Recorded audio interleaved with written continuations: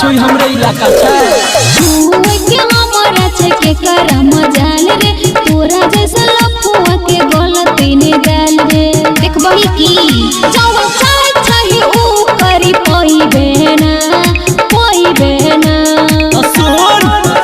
ओगे यादव जी के खुश के जाइबे ना मधुबनी में दोबारा फिर वही ना ओगे कामत जी के खुश के जाइबे ना मधुबनी में दोबारा फिर यही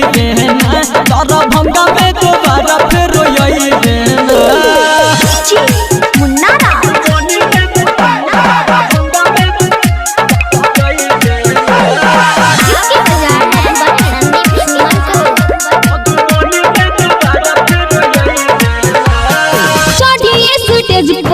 कर छेड़खानी मन बने बात छौरी करबो मन मानी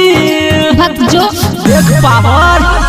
चढ़िए स्टेज कोने कर छेड़खानी मन बने बात छौरी करबो मन मानी पल्ले अच्छा हमर देहिया में कुछो करी पइबे ना तो सुन जो घरे के खुश के जाइबे ना तो चंपा में दोबारा फिर यही ना मधुबनी में दोबारा फिर यही ना पंडित जी के खुश के जाइबे ना मधुबनी में दोबारा फिर यही ना मुन्ना ना मधुबनी में दोबारा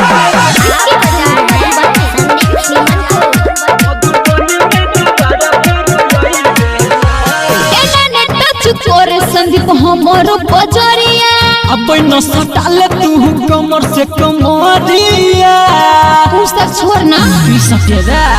एना ने टच करे संदीप हमरो बजरिया अब न सटाले तू कमर से कमरिया हट जाई दे